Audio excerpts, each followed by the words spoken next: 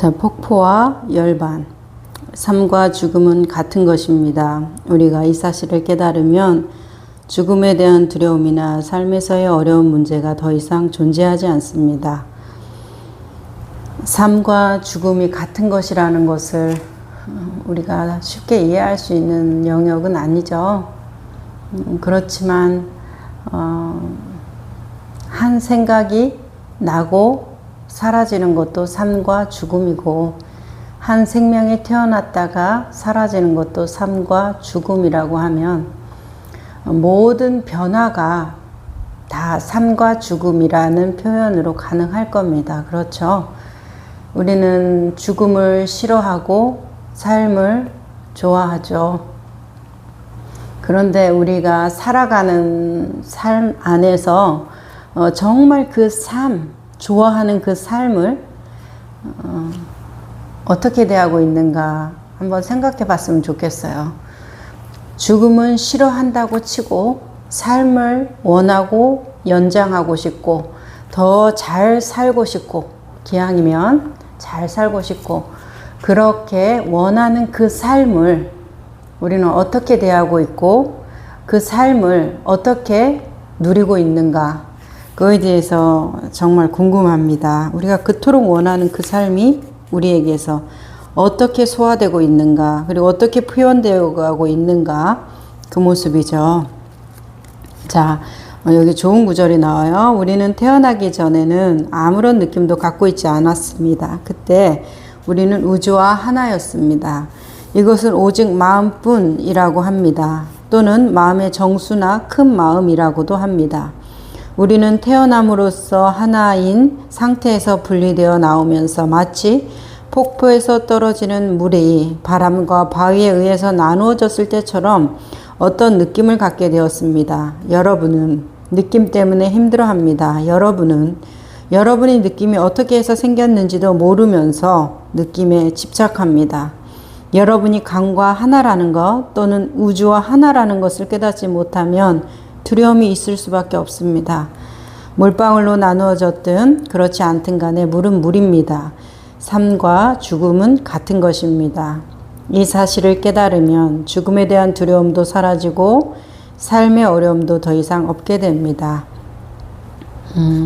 우리가 다 표현은 다르지만 우리 안내자들께서 하시는 말씀들의 표현은 다 자기의 어떤 환경과 인연 조건에 따라서 언어의 모양새가 달라질 뿐이지, 그것을 사과인데 영어로는 애플이라고 하든지 우리나라 말로는 사과라고 하든지 뭐 같은 것을 가리키고 있잖아요. 그냥 언어와 문화의 차이인 것이죠.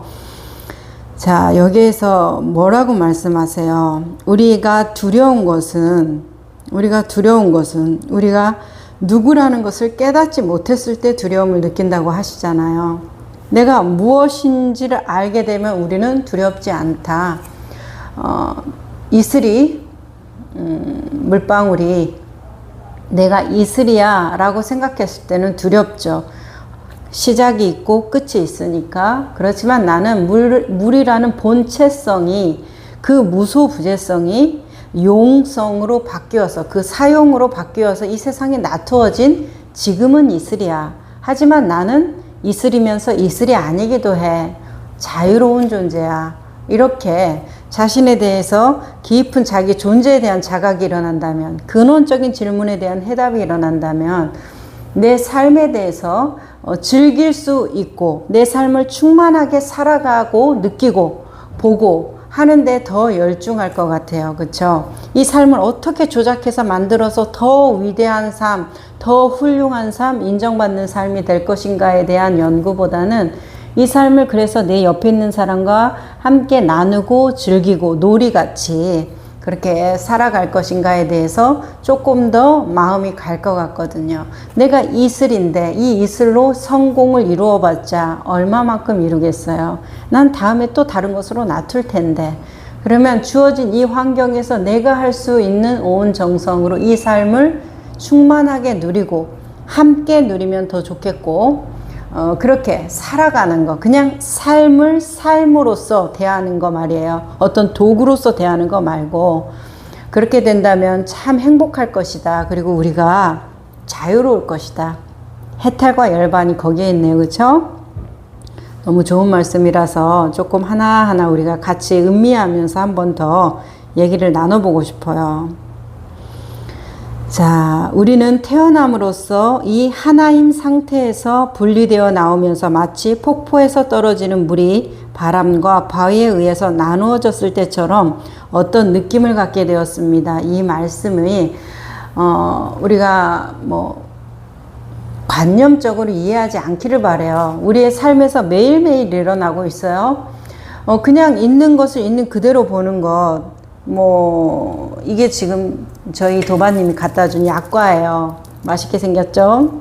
이 약과가, 그냥, 보면 그냥 이것인데, 이것은, 깨가 뿌려져 있고, 동그랗고, 절편 모양이고, 이러면서 이런 모습으로 보게 되면, 이것에 대한 정보, 내 선이해적인 정보로 이것을 보게 되면 그냥 이것은 이것일 뿐인데, 이것을 뿐인 대로 보지 않고 내가 이것에 대한 가치 판단이 들어가고 있다라는 거예요. 그러면 분리가 일어난다는 거예요. 분리가 일어남으로써 나누어지게 된다라는 것이죠. 그리고 이 나누어진 느낌 때문에 또 내가 그것을 통제하고 잘 알기 위해서 그것에 대해서 계속 분리가 일어나게끔 생각을 하고 판단을 하는 것인데, 그것 때문에 또 우리는 뭐예요? 고통받아요. 이제 저희 마음 공부하시는 분께 그냥 이것을 있는 그대로 보실 수 있죠? 네, 그냥 볼 수 있죠. 그냥 들어오잖아. 이거 내가 잘 봐야겠다, 안 봐야겠다, 알아차려야겠다. 이런 말을 할 수밖에 없어서 안내를 하는 거지, 알아차려야겠다라는 생각으로 알아차린다면 그건 알아차림이 아니죠. 그냥 알아차려지는 거지. 그런 알아차림이란 생각 자체가 없는 거죠. 그냥 있는 것을 있는 그대로 같은 어떤 존재가 어떤 존재를 그냥 보는 거죠. 그리고 그냥 살아가는 거고 느끼는 거고 듣는 거죠. 자, 그래서 이 약과를 그냥 볼 수 있죠? 네, 그냥 볼 수 있어요.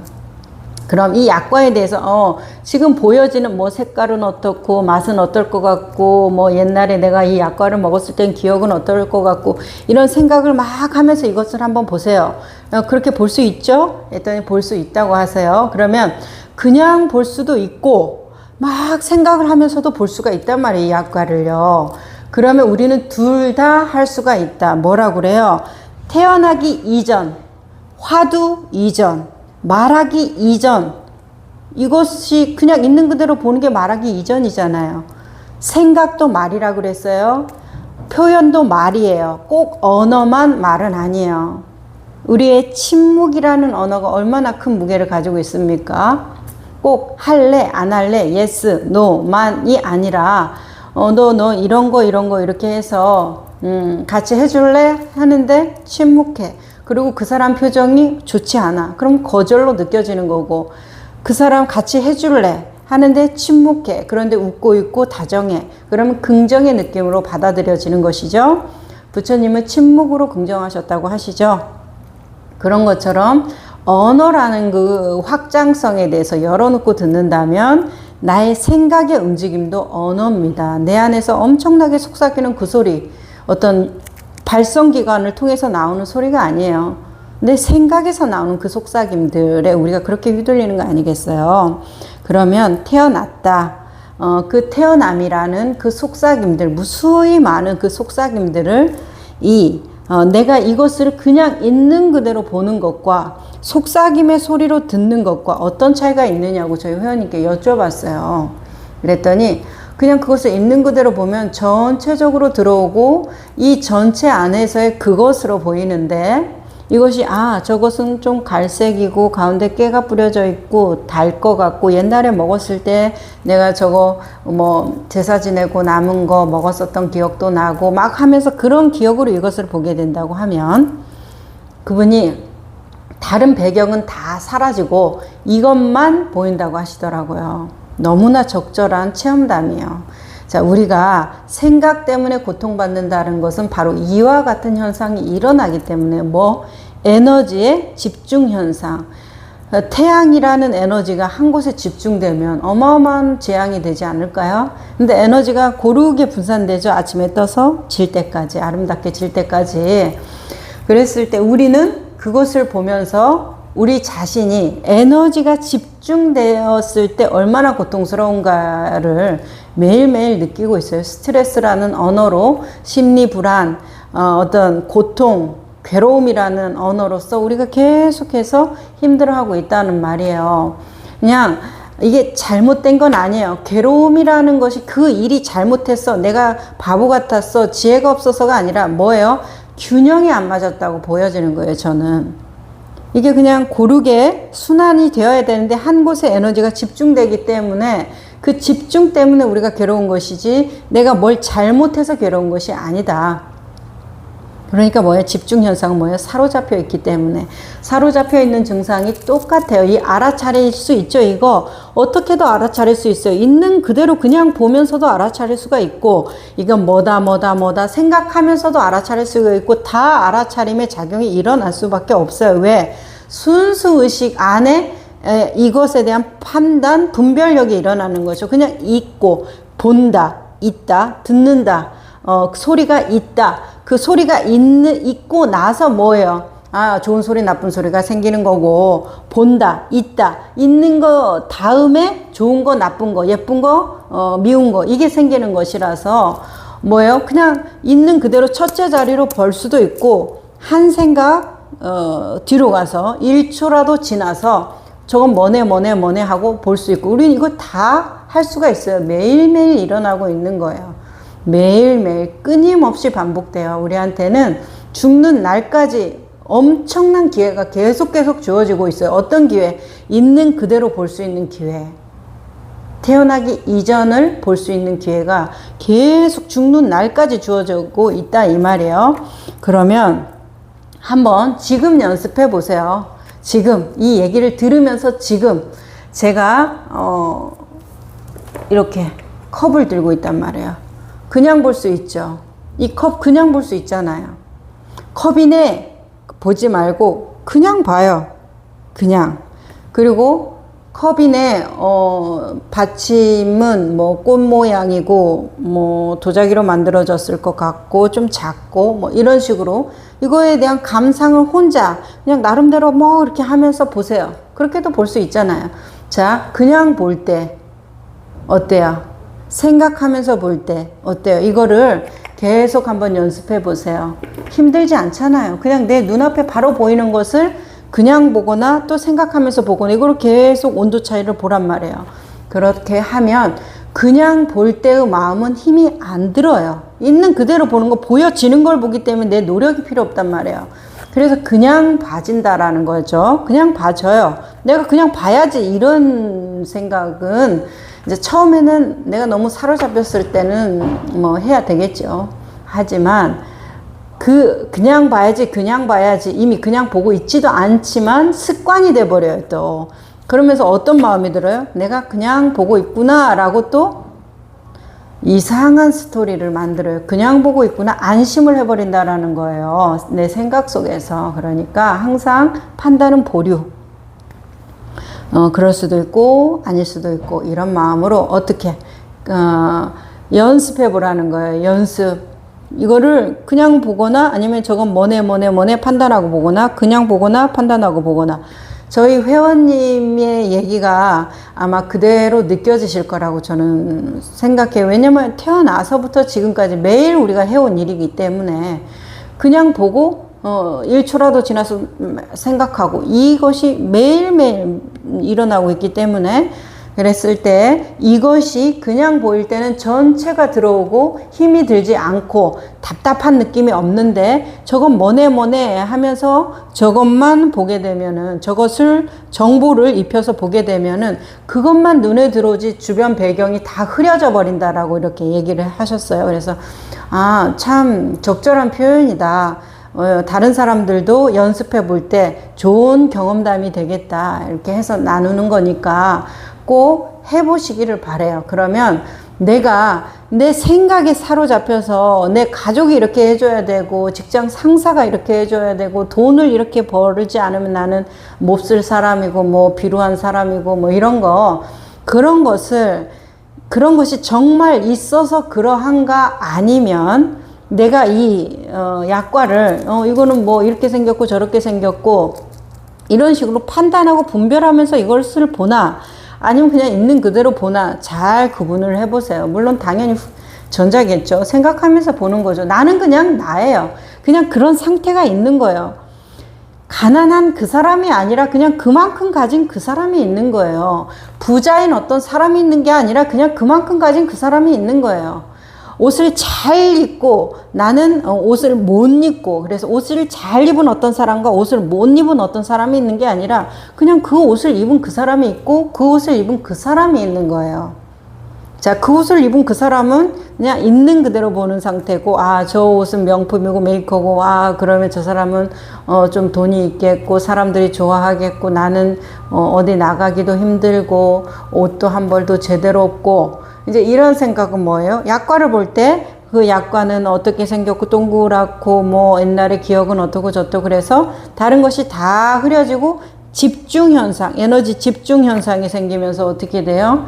자기에 대한 부정적인 가치 판단에 집중되고 함몰되다 보니까 뭐가 일어나겠어요? 당연히 고통스럽죠. 고통을 그래서 자기가 만든다라는 어떤 경전의 말씀에 대해서 사람들이 마음 공부를 조금 하게 되면 다 긍정을 하게 돼요. 처음에는 아니 저 사람이 그랬으니까 내가 이렇죠. 저 사람한테 사기를 당했으니까 내가 고통스럽지. 사기를 당했는데도 그럼 웃으라는 말이에요. 뭐 이런 느낌으로 당연하다라는 것이죠. 사기를 당하면 고통을 받아야 되는 사람인 거예요. 병에 걸리면 우울하고 침울하고 나약하고 어떤 두려움에 떠는 사람이 되어야 하는 거예요. 그것이 당연하다면 저는 그 당연에 대해서 당연하게 보이지도 않고, 그러니까 그걸 꼭 생각해 봐달라. 그러면 다시 한번 우리는 태어남으로써 이 하나님 상태에서 분리되어 나오면서 마치 폭포에서 떨어지는 물이 바람과 바위에 의해서 나누어졌을 때처럼 어떤 느낌을 갖게 되었습니다. 여러분은 느낌 때문에 힘들어합니다 라고 말씀하시죠. 그 느낌, 나에 대해서 집중되는 그거, 저 사람은 예쁜 옷을 입었는데 난 예쁜 옷을 입지 않았다. 저 사람은 돈이 많은데 난 돈이 많지 않다. 이런 것으로 그냥 이런 사람이 있고 저런 사람이 있는 것인데, 이 사람, 어떤 사람과 비교되어 있는 나를 보면서 이제 이렇게 되면은 그 느낌이, 그때 느낌이 든다라는 거예요. 그냥 이런 사람이 있어요. 무슨 느낌이 있어요? 그냥 그런 사람이 있구나 라는 것이죠. 그리고 그렇게 살아가면 돼요. 근데 잘 사는 사람이 있고 못 사는 사람이 있는 못 사는 나를 볼 때의 느낌은 어때요? 괴롭죠. 괴롭죠. 한번 지금 당장 바로 해볼게요. 우리 건강함이 뭐 세계 이슈가 웰빙, 건강 뭐 이런 것들이잖아요. 그죠? 그러니까 건강 한번 예를 들어 볼게요. 자, 나는 건강하지 않아요. 아프고 면역력도 떨어지고 뭐 병원 가서 맨날 약 타먹고 무슨 3대 성인 상대 질병에 걸려가지고 심혈관계통도 안 좋고 막 이런 사람이에요. 건강 때문에 안 좋아. 근데 어떤 사람 막 운동도 하고 헬스도 하고 그래서 아주 활력 있게 살고 아픈 데도 없고 성인성 질환도 없는 옆에 사람이 딱 있어요. 자, 연습해 볼게요. 아유, 저 옆에 있는 사람은 성인성 질환도 없고 운동도 해서 몸매도 좋고 활력도 넘치고 막 얼굴에 생기도 있고, 근데 나는 뭐야 이렇게 막 성인 질병도 있고 무기력하고 뭐 이래. 그러면서 그런 마음으로 자기를 보세요. 그거 하고 저러한 그 상황에 저러한 사람이 있구나, 그리고 이 상황에 이러한 사람이 있구나, 이렇게 보세요. 한번 느낌이 어때요? 자, 그 느낌을 기억하세요. 그래서 그 느낌을 내가 만들어냈다라는 거예요. 그 사람이 그렇게 건강해 보이고 잘나 보이니까 내가 당연히 비로해지는 거 아니겠어요? 내가 당연히 못나 보이는 거 아니겠어요? 이건 당연한 거 아니겠습니까? 이 고통은 에 대해서 그것이 얼마나 가는가, 그리고 당연한 것인가 과연. 그래서 여러분이 강과 하나라는 것 또는 우주와 하나라는 것을 깨닫지 못한다면 두려움이 있을 수밖에 없습니다.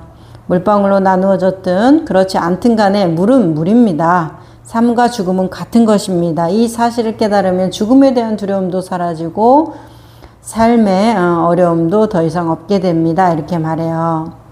여러분이 이제 여기 선사가 말하는 느낌이 어떻게 생겼는지도 모르면서 느낌에 집착한다라는 거, 이게 참 아주 어려운 일이죠. 저희 그 회원들하고 얘기 나눌 때도 이제 왜 괴로운 것 같으세요? 이렇게 물어보면 거의 10의 7 이상은 제 욕구와 욕망 때문에 괴롭다.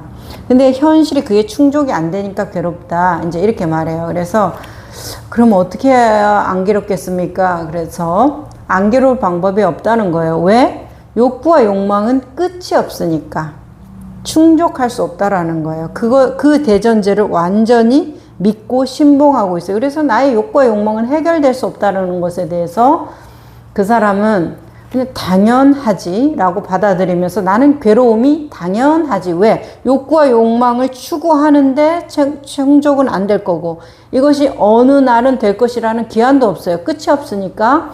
그렇기 때문에 그분들이 자기 고통에 대해서 그렇게 이해를 하더라. 그러면 이 스즈키 선사가 말하잖아요. 느낌이 어떻게 생겼는지도 모르면서 느낌에 집착한다. 느낌이 어떻게 생겼는지도 모르면서 느낌 때문에 고통받는다라고도 물어보고 싶은 거예요. 저는 어떻게 그 욕구라는 그것이 욕구라는 그 느낌이죠. 그 정서 상태와 마음 상태죠. 뭐 이런 컵처럼 보이는 게 아니잖아요. 욕망이나 욕구가. 그러면 그 욕망이나 욕구를 느낄 때 우리는 고통스럽다는 거예요. 현실이 이루어지지 않으니까. 나의 욕망과 욕구는 큰데 이제 그것이 당연하다 이렇게 생각하는데 그 당연함이 그렇게 고통을 받는다면 그 당연함에 우리가 그게 어떻게 생겼는지는 알고 고통을 받아야 될 거 아니에요. 뭐 때문에 내가 이런 고통을 받는지는 알아야 될 거 아니에요. 그럼 욕구와 욕망, 그래요. 저는 부자가 되고 싶었는데 부자가 못 돼서 괴로운 거죠. 제 욕망이 안 채워졌잖아요. 저는 예쁘고 노래를 잘하고 싶었는데 노래도 못하고 예쁘지도 않으니까 제가 괴로운 거죠. 제 욕구와 욕망이 어떻게 생겼는지 저는 너무나 잘 압니다. 이제 이렇게 말씀을 하시는 것에 대해서 저는 일부 동의하고 일부 동의할 수 없어요.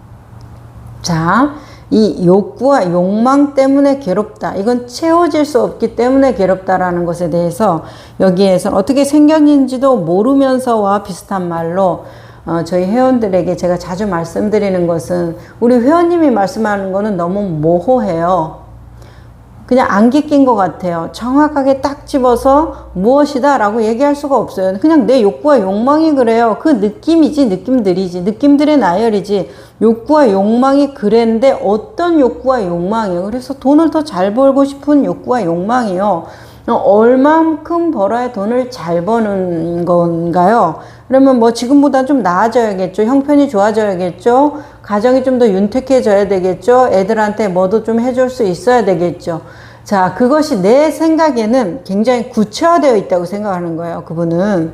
하지만 그거는 다 모호하고 막연한 얘기예요.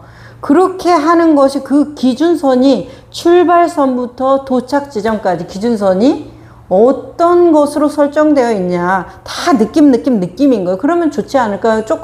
지금보다 조금 더 있으면 좋지 않을까? 지금보다 좀 더 나으면 좋지 않을까? 지금보다 조금 더 좋은 어떤 가정생활이라든지 차를 바꾸거나 뭐 이렇게 좋은 옷을 입거나 이런 걸 하면 좋지 않을까라는 막연한 기대와 그것에 대한 추동에 끌려가서 거기에 집착하고 있는 거지. 가만히 질문을 계속해보면 그분이 그러게요, 모르겠어요 라는 질문에 대한 대답들이 아주 많습니다. 거의 사실은 처음 오는 회원님들은 대부분이에요. 고통은 그렇게 실컷 받는데 뭐 때문에 고통받는지를 모르는 거예요. 자기는 분명히 이것 때문에 고통받는다고 생각하는데 계속 질문하면 그것 때문에 고통받는 것이 아니어서 나중에는 울고 있다가도 내가 왜 울지? 이런 말씀들을 하시기도 하고 그러거든요. 자, 부부 관계에서 남편 때문에 괴로워, 부인 때문에 괴로워. 이제 이것이 그 남편이나 부인은 정확하죠. 저 사람의 표정과 말투, 나를 비난하는 어떤 모습과 눈빛 뭐 이런 것들이 나는 이건 진실해요. 이거는 딱 기준이 있어요. 이렇게 말씀을 하신단 말이에요.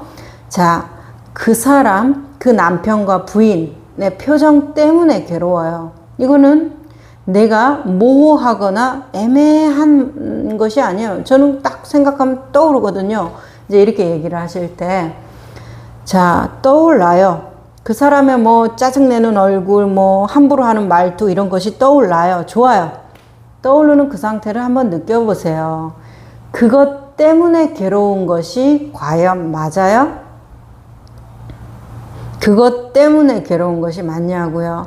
그러면 그 사람이 어느 날은 그런 얼굴을 해도 봐주고 너그러운 날이 있고, 어느 날은 그것보다 웃으면서 얘기하는데 너 그렇게밖에 말 못하겠어? 하고 핀잔 주는 날도 있고, 이런 일은 왜 일어납니까? 그것 때문에 괴로우면 그것 때문에가 늘 반복적으로 동일시화되어서 일어나야지. 그러면 여기에서 나는 그것 때문이라고 내 머리로는 기억하지만 사실은 뭐예요? 모호한 내 느낌과 내 기분과 정서 상태에 그냥 집착돼서 끌려다니는 거예요. 내 안에서 그 사람에 대한 어떤 설정 값이 있겠죠. 반드시 쌓아놓은 서로의 데이터가 있을 겁니다. 자, 그러면 우리가 집중해야 되는 부분은 그 사람과 어떻게 잘 지낼 것인가의 문제가 아니라는 거예요. 뭐에 집중해야 돼요? 첫째로 내가 이 감정을 느끼는 것이 정확한가, 무엇을 기반으로 갖고 있는가를 보시라는 거예요. 모호성을 기반으로 가지고 있어요. 아주 잘 자기를 살펴보세요. 자신을 살펴보세요. 그러면 굉장히 모호한 감정들이요. 다 그냥 기분이 나쁜데, 대충 기분이 좋은데, 이렇게 해줬으면 좋겠는데, 조금 더 많았으면 좋겠는데, 뭐 이런 정도에. 그러면 행복하지 않을까? 그러면 자유롭지 않을까? 그럼 내 삶이 좀 인정받지 않을까? 막 이런 다 모호한 이야기들밖에 없어요. 그러니까 욕구는 충족될 수 없고 채울 수 없다고 얘기하는 거라고 저는 느끼거든요. 욕구가 왜 충족될 수 없고 채울 수 없습니까? 자, 배가 고프다. 욕구가 일어났죠. 맛있는 거 먹고 싶다. 오늘은 그냥 살기 위해서 먹는 거 말고 좀 맛있는 거 먹고 싶다라는 욕구가 일어났다라는 거예요. 비싼 데 가서 먹고 싶다 뭐 이런 거. 그럼 비싼 데 가서 맛있는 거 먹어요. 내 욕구를 충족하죠. 그리고 이 욕구의 끝도 있어요. 충족되면 아유, 비싼 거 맛있는 거 무한대로 드세요 하고 10인분 뭐 20인분 막 갖다 준다. 감사할 것 같아요. 욕구는 끝이 없으니까 감사할까요? 아니잖아요. 배부르면 끝나는 거예요. 욕구가. 목 마른다. 물을 마시고 싶다라는 욕구가 일어나고, 마셨다. 욕구가 채워지고, 더 마시면 안 돼. 더 못 마셔. 라는 거부 반응이 일어나잖아요. 욕구의 한계 설정이 이루어지는데 뭐예요? 정확했기 때문에. 배가 고프다라는 거, 뭐가 먹고 싶다라는 거, 그럼 기분이 좋고 행복하잖아요. 그걸 먹고 싶은 걸 먹었을 때. 갈증을 해결했으니까 아우 시원하다. 역시 물맛이 최고야. 뭐 이렇게 얘기하는 거. 그런 것들이 욕구가 채워졌고, 그것에 대한 충족감도 당연히 맛봤고, 그것의 인과로 맛보는 충족감을 맛봤고, 그 가이드라인을 넘으니까, 한계선을 넘으니까 더 이상은 안 돼. 이렇게 한계 설정까지도 다 되는데 왜 욕구가 충족이 안 되고 욕망은 끝이 없습니까? 저는 그것에 대해서 어떻게 그것이 끝이 없을까라는 것에 대해서 지금도 곰곰이 생각을 하는 거예요. 그러면 나의 욕구는 끝이 없는가? 생각을 하게 되죠. 다른 분은 그렇다 하니까 저분은 그렇구나 인정을 하는데, 그럼 내 안에도 욕구가 있잖아요. 인정받고 싶고, 대우받고 싶고, 사랑받고 싶고, 칭찬 듣고 싶고, 뭐 잘했다는 소리 듣고 싶고, 노력해서 준비했는데 그것에 대한 성과가 나면 흐뭇하고, 이런 것들이 다 내 욕구의 발로로서 일어나는 것들인데, 운동성이. 그러면 그런 욕구들은 끝이 없는가? 이제 이렇게 제가 가만히 느껴본단 말이에요. 그러면 내가 욕구가 끝이 없구나 라는 느낌을 받을 때 고통이라는 감정이 올라오던데, 그 고통이라는 감정을 가만히 느껴보니까 그 고통이라는 감정이 뭐예요? 모호할 때, 그러니까 상대가 나한테 잘해줬으면 좋겠어 라는 모호함, 그냥 나를 대우해주고 나를 인정해주고 나한테 다정하게 대해줬으면 좋겠어. 어떻게 다정하게? 말투를 친절하게, 눈빛을 뭐 어떻게, 이런 구체성이 없어요. 그냥 내 기분을 맞추라 이 말이죠. 내 기분을. 근데 내 기분이 매일 변곡점을 타는데 그 사람이 어떻게 내 기분을 늘 맞출 수가 있겠습니까? 우리가 서로 부족한 존재로서. 근데 제가 보니까 그 사람이 내 기분을 안 맞추는 것이 참 불편하고 불쾌하더라고요. 그러면서 나의 괴로움을 이야기하는 것을 보면서, 그렇다면 이 괴로움에 대해서 내가 어떻게 해줬으면 좋겠다. 저 사람이 그런 어떤 한계 설정이 있고, 그 한계 설정이 있으면 우리가 양대 간에 결정이 나요. 말들을 좀 예쁘게 해줘. 난 그게 참 중요하거든. 이렇게 얘기했을 때 너만 중요하냐? 꼭 그런 거 따져야 되겠어? 이거 안 들어주겠다는 얘기잖아요. 그렇게 대답하거나, 그래? 알았어. 내가 조심할게. 들어주겠다는 얘기죠. 그럼 내가 한계 설정을 해놓은 것에 대해서 yes나 no가 나왔잖아요. 그러면 yes는 내 한계 설정에 대해서 내가 내 욕구가 충족되는 일이 일어날 것이고, 그 사람이 no 하면 기분은 나쁘겠지만 뭐예요? 금방 포기가 일어날 거 아니에요. 저는 그렇더라고요. 그래서 이런 불편한 감정들을 욕망이 끝이 없다고 표현한다고 하면, 만약에 그런 것이라면 욕망이라는 것이 우리한테 문제를 제시해주고 그 문제점에 대해서 어떻게 해결하기를 바래서 우리를 계속 우리한테 시험지를 던져주는가에 대해서, 나를 알라, 나를 바로 보라, 나를 구체적으로 인식해라, 제대로 내가 하는 소리를 들어라, 그런 말을 하고 싶지 않을까? 그래서 욕망은 나는 내가 나를 이렇게 있는 그대로 보고 있는 그대로 듣지 않으면 나는 너에게 아주 미스테리한 존재, 유령 같은 존재가 되어서 늘 너를 괴롭히는 존재가 될 거야. 하지만 네가 있는 그대로 나를 보고 나에 대한 사실인지가 되어간다고 하면 나는 너의 아주 충실한 친구가 될 수 있어 라고 얘기하지는 않는지 모르겠어요. 어쨌든 제가 일상에서 경험하는 것들은 이렇게 모호한 감정이 올 때 괴로움이구나, 답답함이 올라오는구나. 그런데 그 모호한 감정을 알아차리고 여기에서 이렇게 해줘, 요구할 수 있는 것은 요구하고, 이게 내 마음의 문제구나, 저 사람은 그런 의도가 아니지 내가 그렇게 보고 있구나 라는 것도 한계 설정이에요. 저 사람이 안 해줘서 그런 줄 알았더니 내가 그래서 그랬구나. 알면 그것에 대해서 조심할 거 아니에요. 그리고 내가 이건 나의 문제지 저 사람을 탓할 일이 아니야. 그러니까 어때요? 나 안으로 수렴되잖아요. 그래서 한계 설정에 대해서 점점 줄어들다가 자유로워지는 거예요. 그 사람 잘못이 아니거든요. 내 잘못이니까 내 잘못에 대해서 내가 잘 알아차리기만 하면 되는 거잖아요. 그런 것처럼 여기에서 어떻게 생겼는지도 모르는 그 느낌, 그게 제가 보기에는 아주 골치예요, 골치. 그러니까 한번 생각해 보세요. 자기를 괴롭히는 그런 거, 이제 우리 같이 마음 공부 나누는, 독서 모임 나누는 젊은 친구가 외로움이라는 감정에 대해서 굉장히 괴로움을 느끼고 너무나 외로움을 느끼는데, 그 외로움에 대해서 그 친구는, 그 친구의 표현을 가만히 들어보면 다 모호해요. 그냥 가족이 있었으면 좋겠다, 사랑하는 어떤 애인이 있었으면 좋겠다, 주위에 사람들이 좀 있었으면 좋겠다, 모아 있으면 좋겠다, 이렇게 하면 좀 생활이 나아지면 좋겠다, 이런 유들이에요, 다. 그리고 거기서 그것을 명확하게 보려고 하는 생각이 아니라 그냥 그 감정에 푹 눌러 앉아가지고 그 감정을 그냥 제가 봤을 때는 좀 즐기고 있다?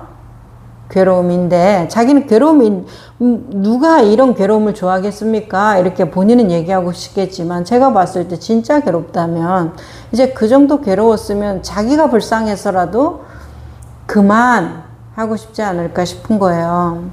근데 이런 그 모호성을 정확하게 하나씩 해결해 나간다고 하면, 내가 친구가 없어서 괴롭구나, 외롭구나. 그러면 친구하고 전화하거나, 우리 언제 차 한잔 마실래? 이렇게 얘기하면서 약속을 잡고, 또 남자친구가 없다, 남자친구를 사귀려고 하는 노력이 들어가든지, 어떤 내 어떤 그 감정에 대해서 구체화시키면서 하나씩 하나씩 해봐야죠. 내가 구체화만 시키면 딱 되나요? 아니잖아요.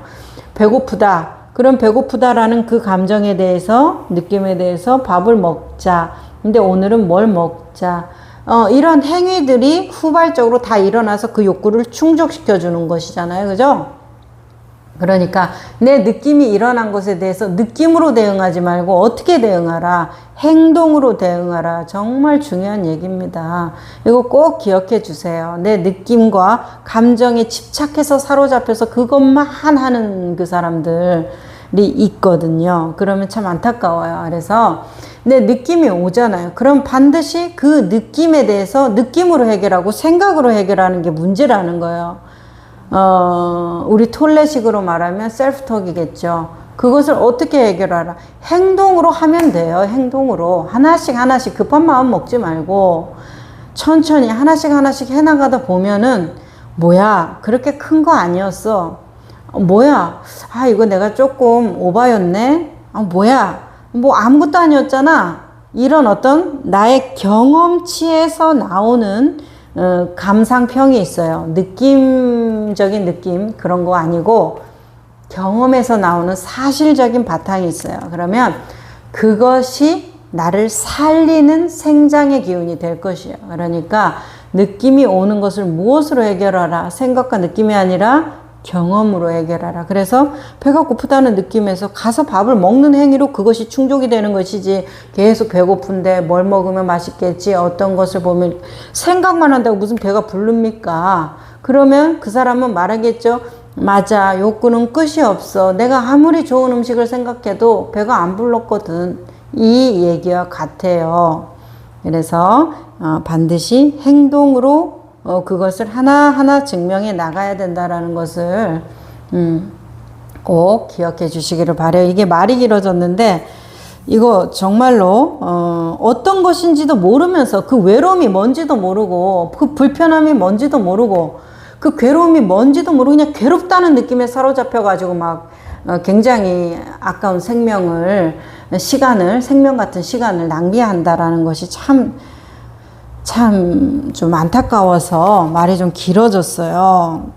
자, 좋은 구절이 또 있어요. 온 몸과 마음으로 앉아있을 때 앉아있을 수만 있다면 몸과 마음이 하나 된 상태로 우주적인 마음의 통제를 받으면서 앉아있을 수만 있다면 이런 종류의 바른 이해를 쉽게 얻을 수 있을 것입니다. 그러면 매일매일의 삶에 대한 이전의 잘못된 해석에 집착하지 않고 날마다 새로워질 것입니다. 이런 경험을 하게 되면 여러분이 전의 삶에 대해 생각해 왔던 것이 얼마나 무의미한 것이었던 것을 알게 됩니다. 아니 이 책 좀 꼭 사서 읽어보세요. 이거 스즈키 선사의 초심입니다. 바른 태도 장이에요. 그래서 정말 이렇게 되기를 바라요. 온 몸과 온 마음으로 앉아있을 수 있다면 온 몸과 온 마음으로 앉아있을 때 용을 쓰시는 분들이 있어요. 그것은 온 몸과 온 마음으로 앉아있나요? 생각으로 앉아있는 것이지 그것이. 어떻게? 그냥 있는 그대로를 보면 돼요. 그 마음에 올라오는 것을 보고 그 불편한 내 몸, 뭐 다리가 저리다, 뭐 다리를 뻗고 싶다, 뭐 이런 느낌들이 올라오잖아요. 지금 이 순간 올라오는 모든 것들이 있잖아요. 몸과 마음에서 올라오는 거. 그것이 온 몸과 온 마음으로 앉아있는 거 아니에요? 그냥 나를 있는 그대로 다 느껴주는 것이 온 몸과 마음으로 다른 생각 하나도 없고 이중마음 하나도 안 쓰고 그냥 온 정성을 다 드리는 거 아니에요? 우리가 온 정성을 드린다라고 하면은 굉장히 이상화되어 있어요. 정성을 드린다라는 것이. 정성 드리는 거 쉽습니다. 근데 복은 복대로 엄청나게 받잖아요. 중용장에서 정성으로 뭘 이룬다 그래요? 만물을 생육시킨다 그래요. 그럼 만물을 생육시키는 건 뭐 거의 뭐 하나님 같은 신적인 능력이니까 대단한 능력 아닙니까? 그러면 그것이 엄청나게 어려운 일일 것 같은데 아주 쉬운 일이에요. 정성을 다한다는 건 지금 이 순간에 있으면 정성을 다하는 것이거든요. 제가 보니까 딴 생각 안 하고 온전히 그냥 그것이에요. 그렇게 살아가는 거예요. 계속 그 순간순간을. 그러니까 온 몸과 온 마음으로 앉아 있는다는 것이 쉬워요. 쉽단 말입니다.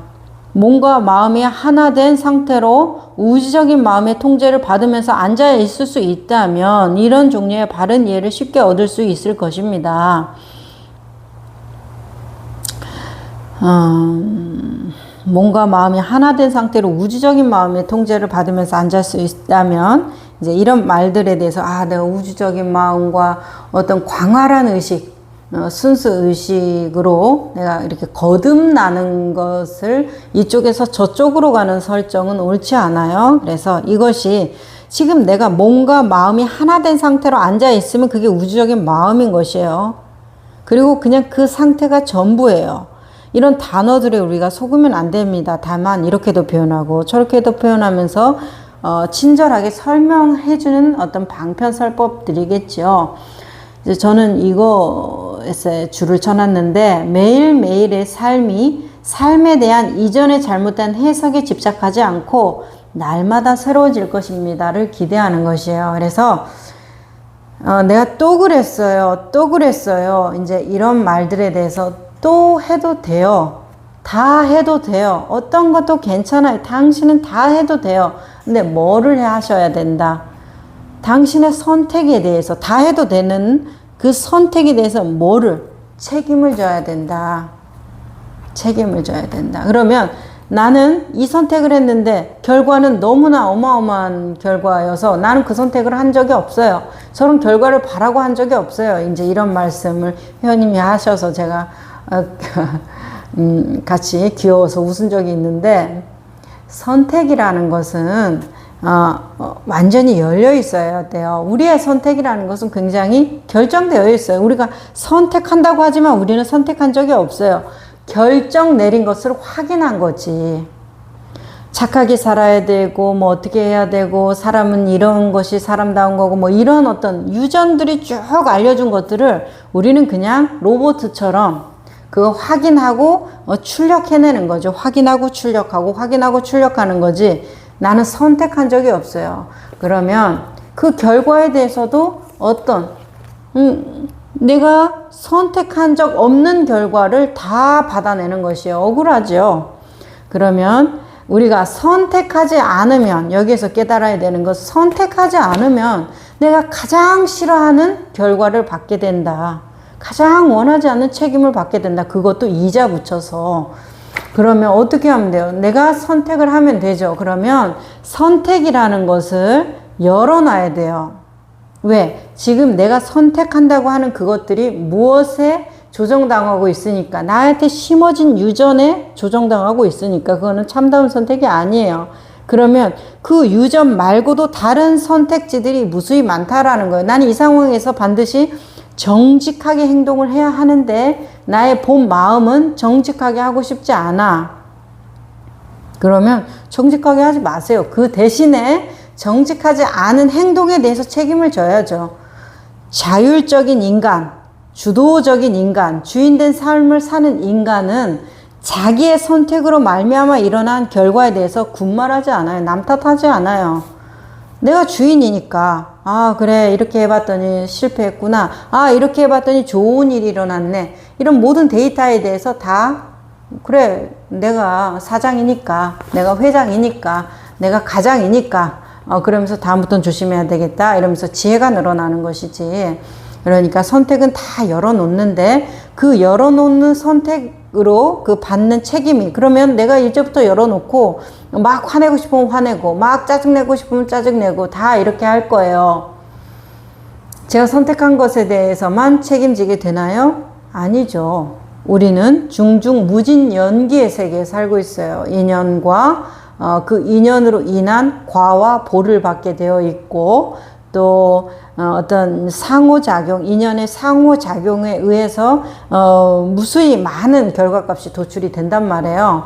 그것에 대해서 우리가 다 통제하는 연습을 하는 게 아니에요. 내 선택이 이러면 이런 결과가 오겠지, 이런 통제하는 연습이 아니라 우리는 어떤 연습을 하게 되고 그 결과를 다 받아냄으로써 자유로워지는 연습을 하는 거예요.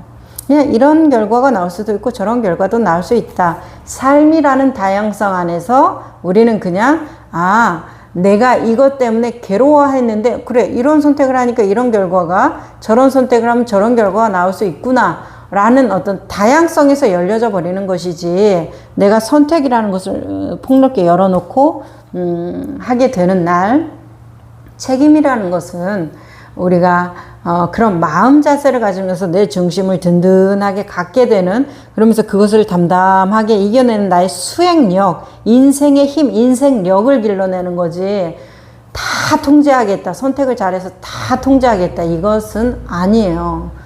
그것하고는 우리가 같은 얘기를 하고 있지가 않아요. 그래서 매일매일 삶에 대한 이전의 잘못된 해석에 집착하지 않고 날마다 새로워진다라는 것을 자기 자율적이고 자율주도적인 삶을 살면, 내가 이 선택도 해보고 저 선택도 해보고 이런 사업도 더 좀 해보고 그 사업에 대해서 또 이런 아이템도 추구하고, 사업이라는 게 계속해서 뭔가를 개발하고 또 마케팅하고 이렇게 해가면서 계속 자기의 어떤 정체성을 증보하는 거 아니겠어요?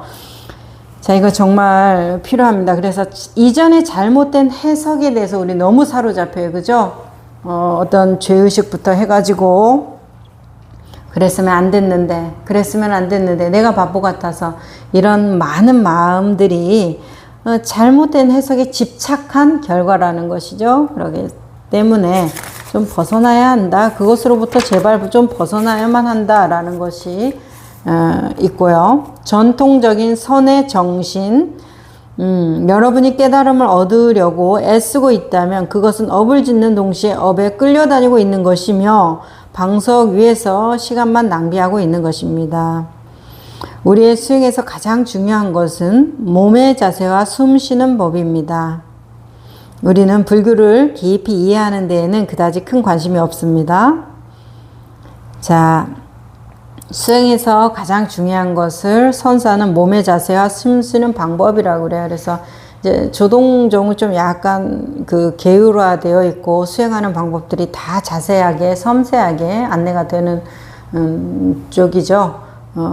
그런 명상하는 것이죠.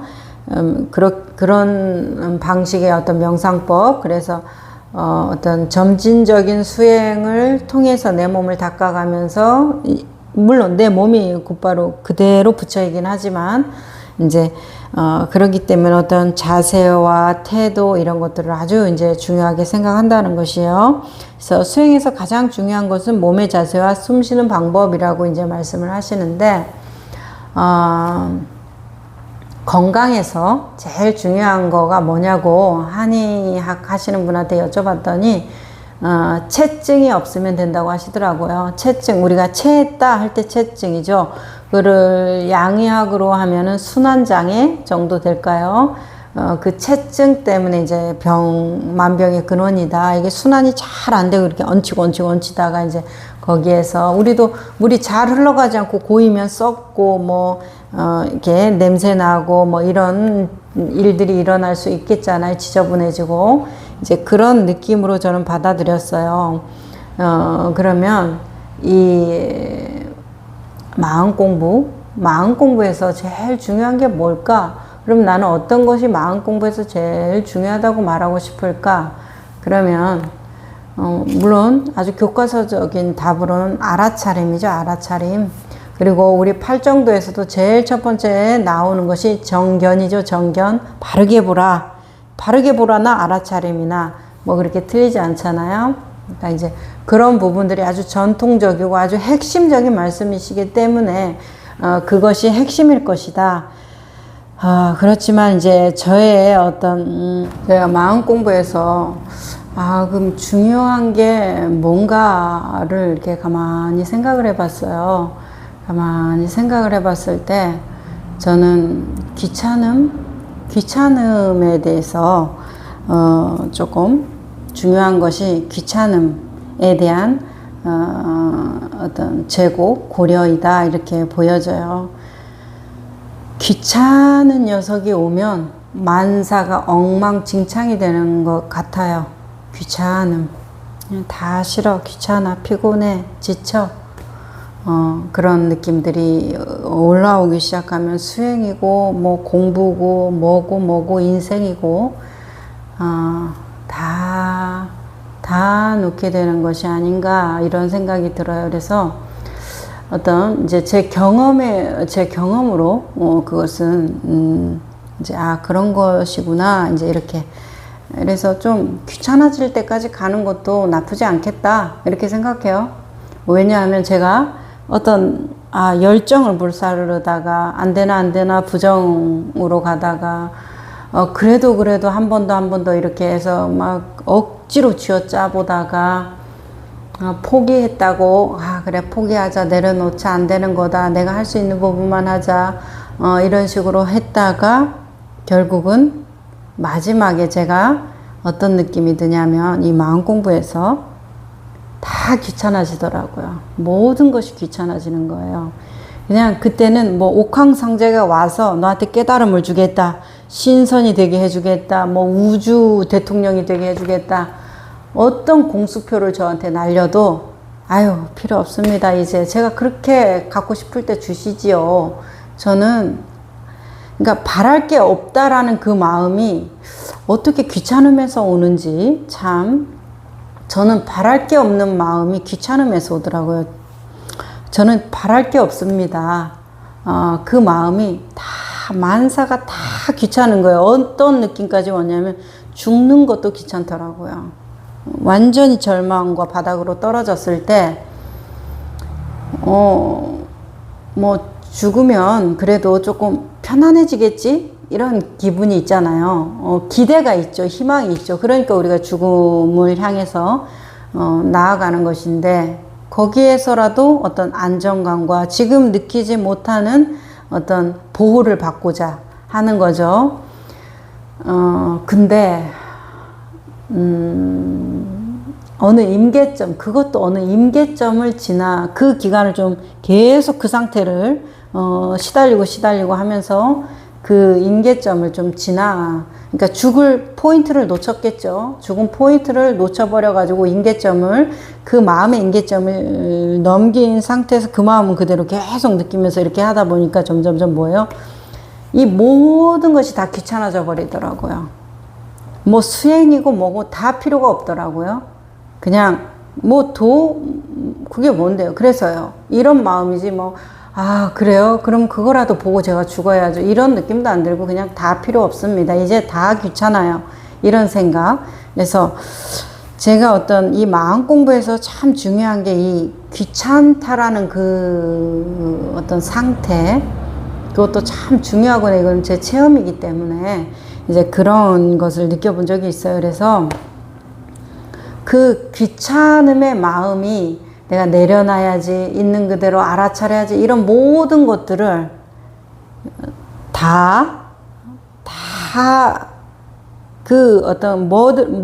마모시켜 버린다고 그럴까요? 부식시켜 버린다고 그럴까요? 그래서 우리가 아는 그냥, 하기 싫어, 귀찮아. 이런 정도로는 안 되고, 내가 애를 써야죠. 애를 쓰다가 절망하고 넘어지고 죽겠네, 살겠네, 어떻게 죽을까 연구도 해보고, 그러다가 계속 가고 가다 보면은 이제 죽는 그 행위 자체도 귀찮은 거예요. 약 사러 가야지, 아니면은 뭐 어디에서 뛰어내린 다음에 산까지 힘든데 걸어서 올라가야 되지, 이런 모든 것들이 다 귀찮은 거예요. 그냥 살지 뭐 꼭 그렇게 어디 그렇게 힘들게 올라가고 뭐 약을 사러 가야 되고 무슨 밧줄을 구하러 다니고 이런 거 뭐하러 하나. 귀찮은데, 다 귀찮은데, 아무것도 나한테 필요 없는데. 그러니까 일 없는 도인같이 증도가의 영가 현각스님이 일 없는 도인 나오잖아요. 저랑 무의한 도인은 이렇게 하면서 그런 느낌이 되더라고요. 정말로. 그러니까 저는 조금 이제 그런 느낌에 대해서 당신이 얼마만큼 귀찮아지고 있는가, 어떤 것으로부터, 나라는 그 에고, 자아상으로부터 나를 그렇게 잘 살고 싶고 인정받고 싶고 똑똑하고 싶어 하는 그 나를 시달리게 만드는 그 너무나 많은 에고가 있잖아요. 그렇죠? 나를 가만히 놔두지 않는 그 에고들로부터 내가 얼마나 귀찮아지는가, 그걸 좀 보세요. 시달리고 하다 보면 다 귀찮다라는 느낌이 드는 어느 날, 있는 것을 그냥 있는 것을 탁 보게 되는 어느 날이 생긴다는 거. 다 귀찮아 버리니까 이완이 돼 버리는 거예요. 마음이 이완이 되고 그냥 세상 만사 다 그냥 그렇게 사는 거지 뭐 도인처럼 돼 버리는 것이죠. 뭐 좋다라는 것은 아닙니다. 그냥 그런 것도 있더라. 그래서 내가 에고를 바라보는 나의 심정이 얼마만큼 시달리고 시달려서 다 귀찮다라는 마음이 드는가도 굉장히 좋은 척도가 되니까 한번 자기 자신을 바라보세요. 근데 아직 그 혈기가 남아 있으면 귀찮다는 마음이 안 생기고 그래도 이렇게만 하면 저렇게만 하면 이런 마음들이 계속 오고 가고 합니다. 진짜로 귀찮아지는 날이 와야 되죠. 진짜로 귀찮아지는 날이.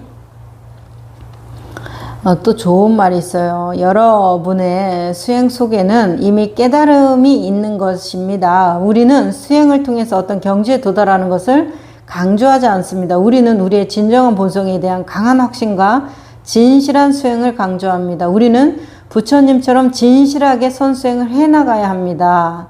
라고 말씀하세요. 이미 깨달음이 있기 때문에 우리 수행 속에 이미 깨달음이 있기 때문에 수행을 통해서 경지를 도달하려고 하지 않고 다만 확신과 진실한 수행만을 하라 이렇게 말씀하시죠. 다른 말로 그런 어떤 태도가 전부지 뭘 얻으려고 하고 그런 거 하지 마라 이제 이런 말씀이겠죠. 저희 이제 화장실 공사를 하고 있어요. 요즘에 조금 너무 낡아가지고 오래된 아파트라서 낡아가지고 근데 거기 이제 그 기술자분들이 이렇게 다 파트별로 오더라고요. 어느 날 어떤 분 근데 오늘 그 타일 시공을 하는 바닥 타일 시공을 하는 이제 장인분이 오신 거예요. 기술자분이 오셔서 자기 이제 보조와 함께 같이 오셨죠. 그래서 이제 이렇게 얘기를 해주면서 이렇게 요즘 얼마나 더워요. 땀을 뻘뻘 흘리면서 그걸 하고 계시는 거예요. 근데 이제 기술자분이 계속 좀 툴툴거리고 뭐 이것도 잘못해서 이렇게 해놓으라고 하니까 막 이렇게 어떤 자기 배우는 보조에게 자꾸만 뭐라고 하는 거예요. 그래서 옆에서 듣고 있기에 좀 불편하더라고요. 제 마음은. 그래서 아니 왜 저 양반은 저렇게 같이 보조로 이렇게 하고 힘든 일 하는데 왜 저렇게 툴툴거리실까 이렇게 생각을 했어요. 그래서 우리 중세 시대로 치면 길드 같은 형식이 있더라고요. 이 현장 작업은 책으로 배워서는 익힐 수 없기 때문에 몸으로 익혀야 되는데 항상 그 기술자를 따라다니면서 그 기술들을 배우는 것이죠.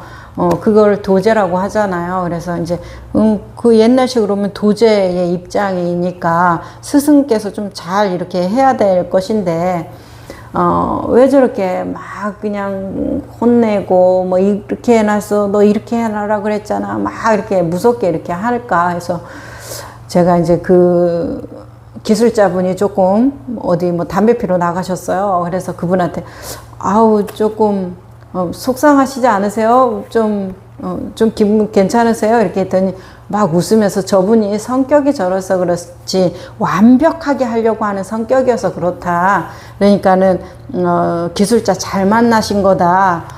그래서 속으로 이 인성이 잘 됐구나. 이렇게 이제 감탄을 했습니다. 나 같으면 절대 그렇게 못했을 거예요. 내 마음 알아줬다 싶어갖고 막 욕하고 저 사람 성질이 어떤 줄 아느냐면서 막 이렇게 할 건데 그분은 그런 말이 아니라 저렇게 까탈스럽게 하기 때문에 잘 나온다는 거예요. 그리고 고객들 만족도가 높기 때문에 뭐라고 그러죠?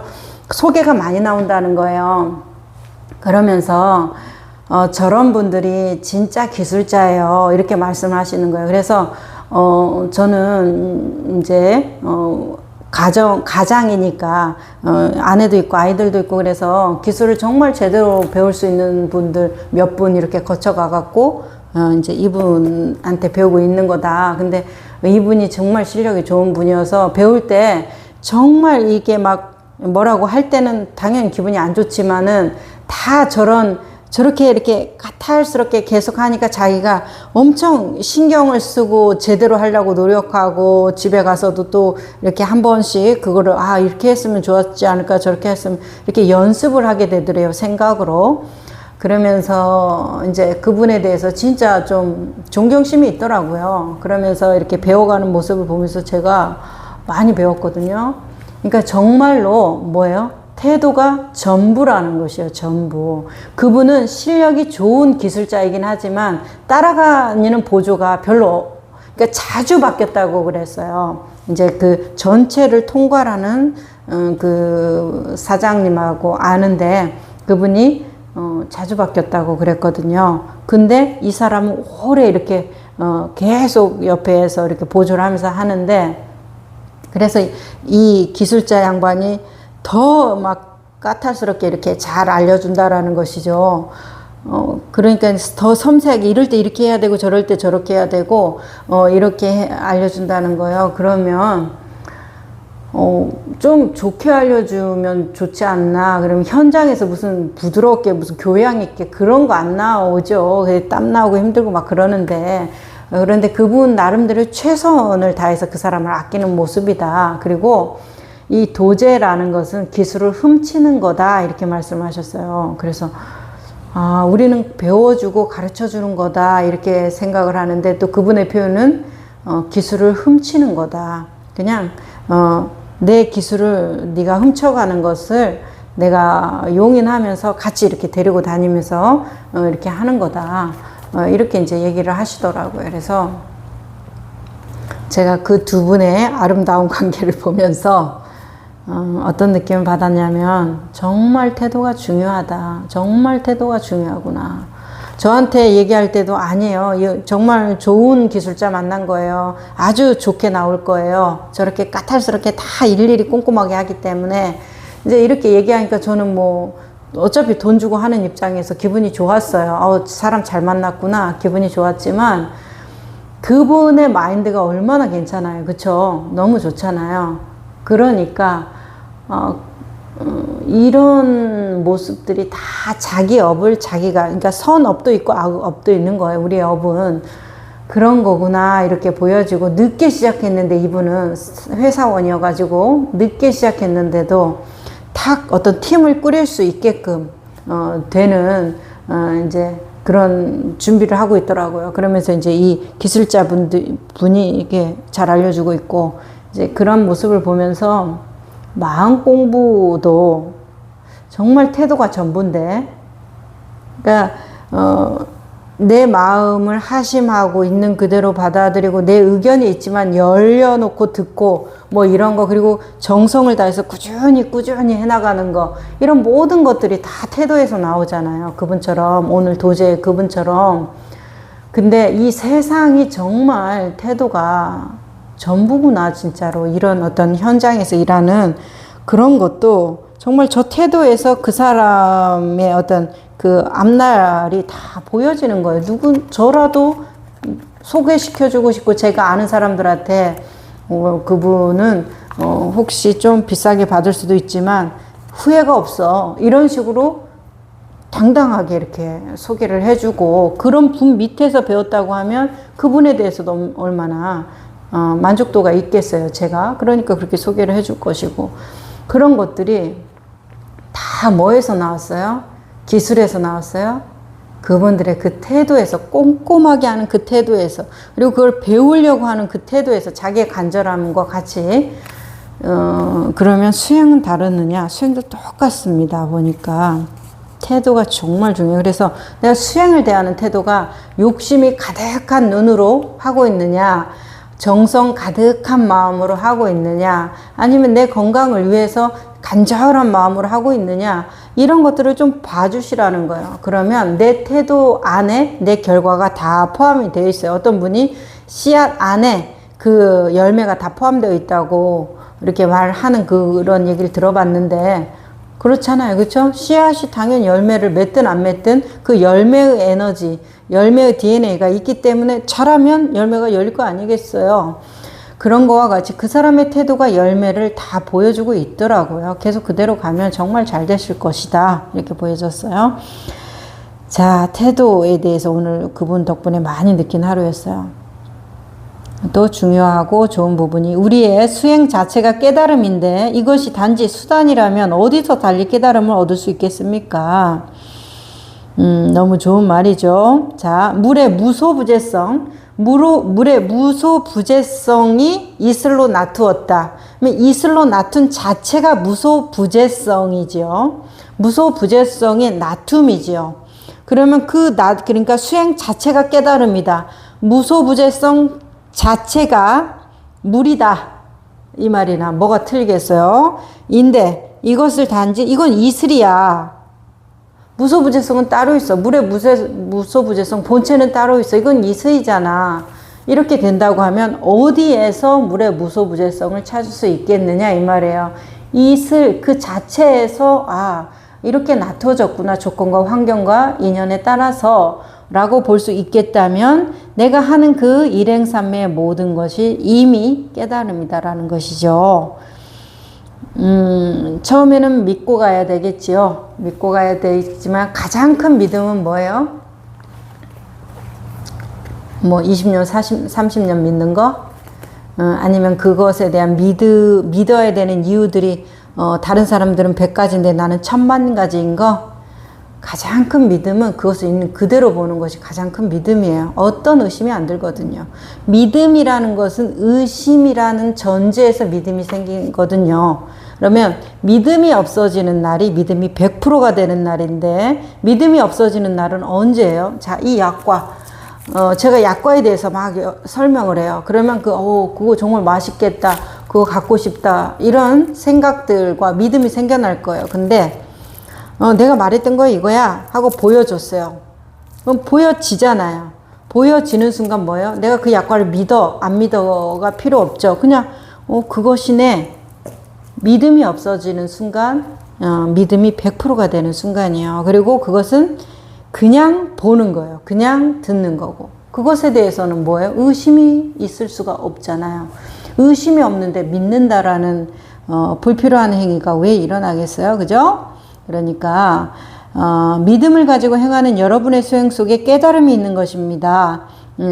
이렇게 행해가면서도 내가 그 수행하는 그 자체가 나의 무소부재성의 나툼이기 때문에 그 나툼에 대해서 우리가 깨어 있으면 그 믿음이 어떻게 된다? 100%여서 이제 믿음이라는 언어를 사용하지 않아도 온전히 100% 믿고 있기 때문에 그냥 믿는다 안 믿는다 그게 50% 믿느냐 60% 믿느냐 99% 믿느냐 이런 상태에서나 따지는 문제지. 100%가 되면 더 이상 물어보지 않는 거예요. 궁금하지가 않죠. 100%인데 자 이렇게 되는 거예요. 완전히 보여요. 그래서 보여지는 거고 들려지는 거고 느껴지는 거고 맛 보아지는 거고 냄새 맡아지는 것이죠.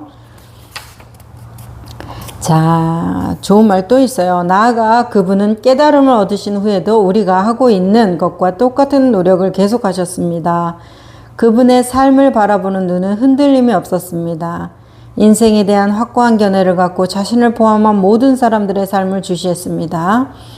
돌멩이나 나무나 기타 다른 사물을 바라보는 것과 같은 시선으로 자기 자신과 다른 사람을 주시했습니다. 그분은 매우 과학적인 방법으로 사물이나 사람을 관찰하고 이해하셨습니다. 이것이 깨달음을 얻으신 이후의 그분의 삶의 방식입니다. 배워야겠습니다. 진리가 인도하는 대로 그 뒤를 따르겠다는 전통적인 정신을 지니고 뭘 얻겠다는 자아중심적인 생각이 없이 묵묵히 우리의 수행을 해나갈 때 진정한 의미에서의 깨달음을 얻게 될 것입니다. 그리고 이 점을 이해한다면 매 순간 최선을 다하게 되겠지요. 이것이 불교에 대한 참다운 이해입니다. 부처님의 가르침을 지적으로 이해하는 것만으로 그쳐서는 안 됩니다.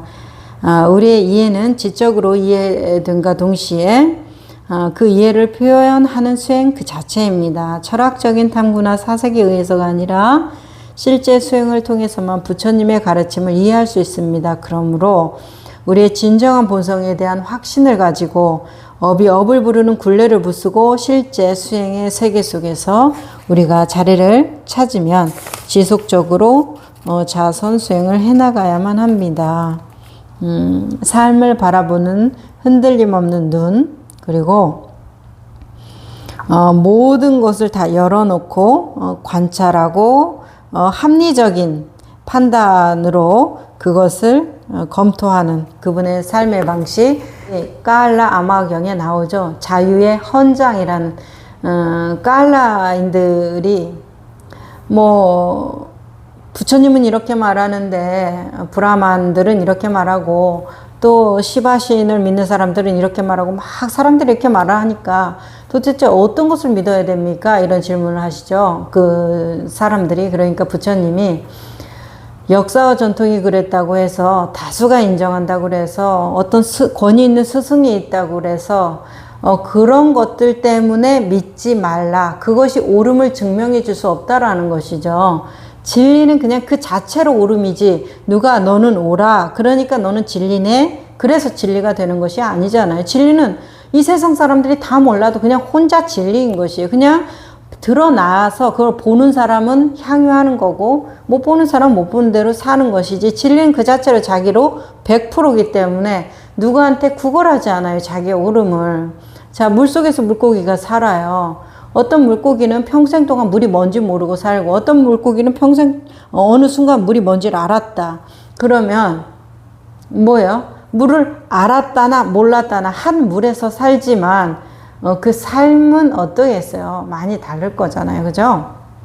그런 거와 같이 그것이 역사와 전통이 그 물을 증명해 줄 수가 없고 다수가 물이다 아니다 이렇게 증명할 수가 없는 것이고 뭐 어떤 권위자, 스승, 많은 사람들이 옳다고 떠받드는 어떤 가치, 시대 정신 이런 것이 그 물을 설명해 줄 수가 없어요. 그냥 그 물은 그렇게 사람들이 말하건 아니고 그냥 그 물인 것이에요. 그리고 그걸로 충분한 거예요. 그 물이 아니다라고 그 물고기들이 다 이건 물이 아니야 라고 부정을 해봤자 그냥 자기 혼자 물이고 그리고 다 물이야 칭송하고 와 이게 정말 훌륭한 물이구나 이렇게 한다고 해도 그거에 대해서 들뜨거나 기쁘지가 않아요. 그냥 물이니까. 나는 항상 이러했는데 저들이 그렇게 얘기한다고 들뜰 일이 뭐가 있어요. 자, 이런 거와 같은 것을 이 자유의 헌장에서 얘기해요. 그래서 누구마저도 부처님 당신마저도 검증해야 된다. 그래서 내가 그것을 네 가지 강령을 주세요. 그래서 내가 그 얘기를 열어놓고 듣고 일단은 내 고정관념으로 듣는 게 아니라 열어놓고 듣고 실천해보고 실천하면서 내 몸과 마음과 뜻과 의지가 자유롭고 행복해지고 점점 노연하는 그런 모습이 보이고 또 다른 사람한테 권하였을 때 그 사람 또한 자유롭고 행복해진다고 하면 그것은 옳은 것이고 할 법한 것이고 지혜로운 사람이 봤을 때 아름다운 모습이다 이렇게 얘기를 하시거든요. 그런데 역사와 권위가 얘기하고 전통이 얘기하고 유전이 얘기를 해도 해보니까 내가 답답하고 안절부절 못하고 내가 옳은가 틀린가 늘 시비분별이 일어난다고 하면은 그것에 대해서는 다시 생각해 보라는 것이에요. 탐진치에 물들지 않나. 자, 이게 자유의 헌장이에요. 그래서 부처님의 삶의 태도를 그대로 그러니까 얼마나 자유로운 자의 모습이에요. 나를 믿어라. 내가 옳다. 내 뜻대로 안 되면 너네 벌 받는다. 이런 것이 아니라 심지어 지금 내가 하는 이 말조차도 너네는 다 검증을 하고 믿어야 한다. 이제 이런 말씀을 하시면서 어떤 많은 종파가 너네 주위에 있더라도 그것을 걱정할 필요가 없다. 너네 스스로 증명해내면 되니까 라는 이제 안내를 깔라 아마인들에게 이제 이렇게 하신 것을 제가 경전에서 읽은 적이 있는데 정말로 이 주체적인 사상, 자율성에 대한 완전한 내어 맡김이잖아요. 너네는 아직 몰라. 그러니까 내 말을 믿어? 이런 말이 아니라 너네는 다 알아. 그러니까 니네 스스로 이렇게 해봐. 근데 너네가 방법을 모르구나. 이 방법을 써볼래? 하고 어떤 방편적인 안내를 해주시는 거죠. 정말 좋았습니다. 그런 경을 읽을 수 있었다는 것이. 여기까지 할까요?